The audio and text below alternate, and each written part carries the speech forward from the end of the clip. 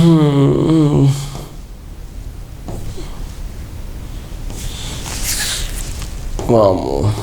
ప్రధాన వార్త ఉంటుంది ఇక్కడ.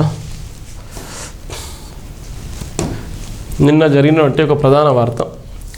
భర్తను బలిగొన్న భార్య ప్రియునితో కలిసి కిరాతక హత్య ఈమె స్కూల్ నడుపుతుంది. ఇక్కడ బోడుప్పల్లో ఉన్నటువంటి సందర్భం. అత్యంత కిరాతకంగా చంపినటువంటి ఒక దౌర్భాగ్యరాలు. చూడడానికి ఎంత అందంగా ఉన్నా కూడా అక్రమ సంబంధం వ్యామోహంలో నమ్మకాన్ని చంపినటువంటి వాస్తవం. ఈమె గుండెపోటు వచ్చిందని భర్తను చంపి చిత్రీకరించిన నేపథ్యంలో అనుమానం రాకుండా ఉన్నటువంటి నేపథ్యంలో కుటుంబ సభ్యుల ఫిర్యాదు మేరకు తీరా వాళ్ళు ఇన్వెస్టిగేషన్ చేస్తే ఈమెతో పాటు భర్తతో పాటు ఇంకోరు ముగ్గురు కలిసి చంపేసి గొంతునల మీద చంపేసి టాబ్లెట్ చంపేసినటువంటి దౌర్భాగ్యమైనటువంటి పరిస్థితి మన ఈ మేడిపల్లిలో జరిగింది. వరంగల్ ఇక్కడ ఏదైతే హైదరాబాద్ మేడిపల్లి ఉప్పల్లో జరిగిన నేపథ్యం.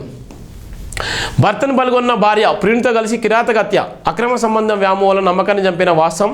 గుండెపోటు ముసుగులో బయటపడ్డటువంటి మర్డర్ మిస్టరీ.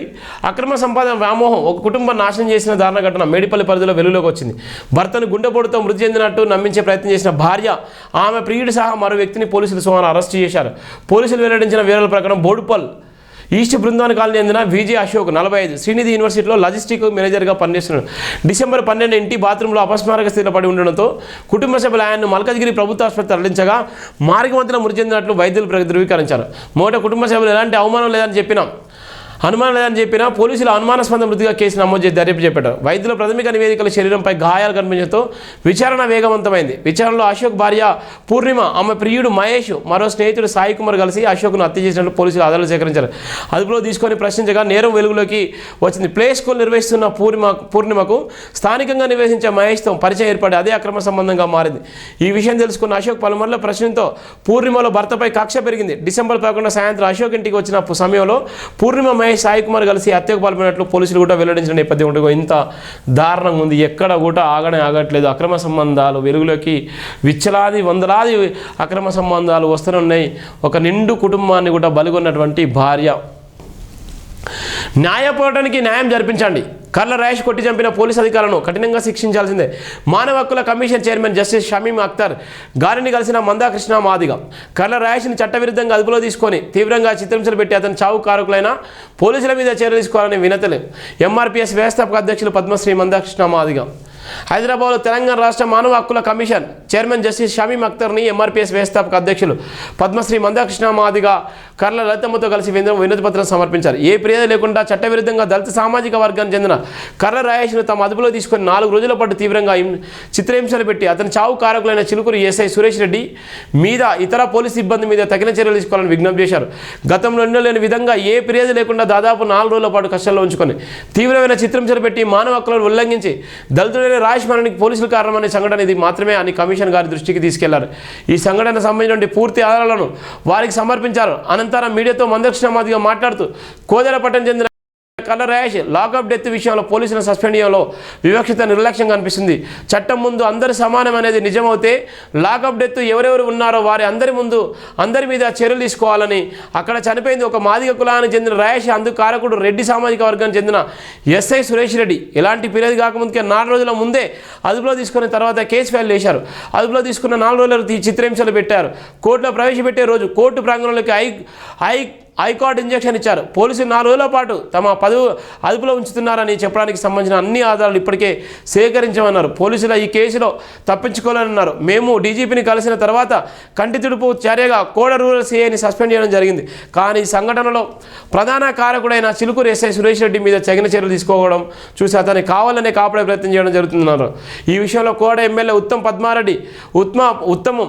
పద్మావతి రెడ్డి గారి పాత్ర ప్రధానంగా కనిపిస్తుందని అన్నారు.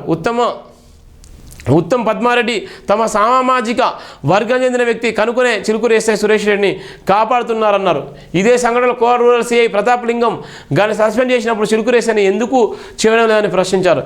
ఇది పూర్తిగా కుల వివక్షతో పాటించడమైన నేపథ్యం కూడా ఉన్నటువంటి నేపథ్యం ఉంది. ఏదైతే మందాకృష్ణ మాదిగ గారు తీసుకున్నటువంటి స్టాండ్ ఎంత బలంగా ఉంటుందో మనకు తెలిసినటువంటిది ప్రధానమైనటువంటి వార్త. ఏదేమైనప్పుడు న్యాయ పోరాటానికి న్యాయం జరిపించాలని కూడా ఇప్పటికే డీజీపీ గారిని అక్కడ ఉన్నటువంటి హెచ్ఆర్సీని కూడా కలిసిన నేపథ్యం ఉంది. తర్వాత ఎస్ఎస్టీ కమిషన్ కూడా కలిసిన నేపథ్యం ఉంది.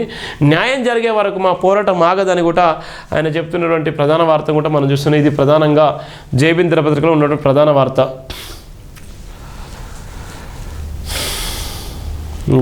అక్రిడేషన్లకు కొత్త మార్గదర్శకులకు జిల్లా రాష్ట్రస్థాయి కమిటీలు ఏర్పడిన తర్వాత దరఖాస్తుల స్వీకరణ రాష్ట్ర ప్రభుత్వం జీవో విడుదల డెస్క్ జర్నలిస్టులకు ఆర్టీసీ రాయితీపై విజ్ఞప్తి చేస్తాం టీవీడబ్ల్యూజే అధ్యక్షుడు విరాహత్ అలీ. కొత్తగా నాటకాలు ఆడుతున్నారు, ఏం ప్రభుత్వం ఏమో అర్థం కాని పరిస్థితి. ఇలా కొత్త బిచ్చగాడు ఏదో పొద్దురున్నట్టుగా ఇలా కొత్త ఆలోచనలు తీసుకొస్తున్నారు. ఇలా గతంలో ఉన్నటువంటి పాలసీ ఏ విధంగా ఉందో అదే విధంగా ఆ పాలసీలో పోవాలి. ఇవాళ ఉన్నటువంటి మీడియాలు నడిపించాలంటే కింద మీద పడేటువంటి సందర్భాలున్నాయి. కోట్ల రూపాయలు పెట్టుకున్నటువంటి మీడియా సంస్థలు కూడా నడిపించుకునే పరిస్థితున్నారు. ఇవాళ వాళ్ళ లబ్ధి కోసము వాళ్ళ సంఘాలు ఏదైతే జర్నలిస్ట్ సంఘాలు ఎవడి స్వలాభం కోసం ఎవడిష్టం వచ్చినట్టుగా వాడు చేసుకునే దౌర్భాగ్యమైన పరిస్థితి ఉంది.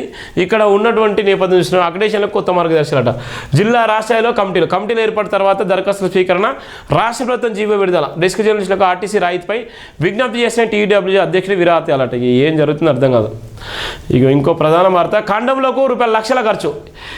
ఇన్స్టాబుడ్లో ఓ యూజర్ ఆర్డర్ వార్షిక నివేదికలో క్విక్ కామర్స్ వెల్లడి. ఇక చూడు, ఖండంలోకి ₹1,00,000 ఖర్చు రూపాయలట.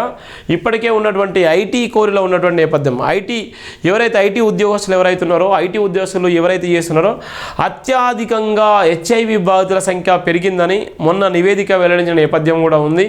ఏ అయితే ఐటీ ఉద్యోగస్తులు తెలంగాణలో ఉన్నటువంటి హైదరాబాద్లో పనిచేసినటువంటి ఐటీ ఉద్యోగస్తులు కానీ వివిధ రకాలుగా ఉద్యోగాలు చేసేటువంటి నేపథ్యంలో కానీ ఇలా ప్రధానంగా ఉన్నటువంటి నగరాల్లో ఐటీ జాబులు చేసేటువంటి వివిధ చదువుకున్నటువంటి స్టూడెంట్స్ కానీ ఉద్యోగస్తులు కానీ అధిక మొత్తంలో HIV బాధితులే ఎక్కువగా ఉన్నారని కూడా వెల్లడించిన నేపథ్యం ఉంది. ఈ సందర్భంలోనే ఖండంలోకి లక్షల కోట్ల రూపాయలు ఖర్చు చేసేటువంటి ప్రధాన వార్త కూడా మనం ఇక్కడ చూస్తున్నాం.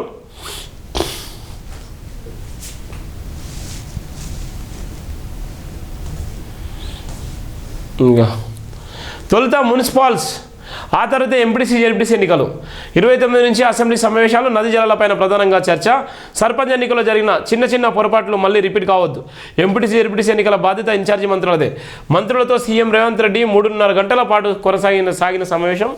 గ్రామ పంచాయతీ ప్రజాప్రతినిధుల కరదీపిక ఆవిష్కరిస్తున్న సీఎం రేవంత్ రెడ్డి. పక్కన మంత్రులు కూడా ఉన్నటువంటి ప్రధానంగా కూడా మనం చూస్తున్నాం.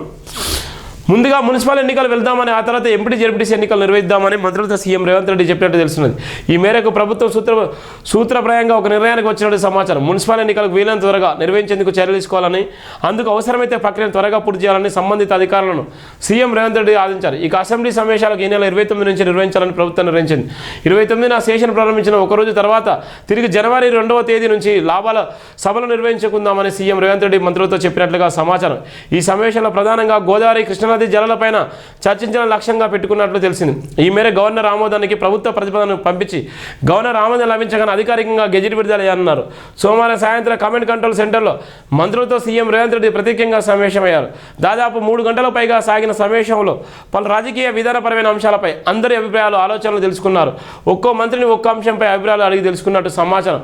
వారి ఆలోచనల మిగతా వరకే ఇవాళ ఉన్నటువంటి ఎంపీటీసీ జెడ్పీటీసీ ఎన్నికలు, ఇవాళ మున్సిపల్ ఎన్నికల తర్వాత అన్నటువంటి ఆలోచన కూడా ఉన్నటువంటి ప్రధానమైనటువంటి వార్తలు కూడా మనం చూస్తున్నాం. ఇది దిశలో ఉన్నటువంటి ప్రధానమైనటువంటి వార్త.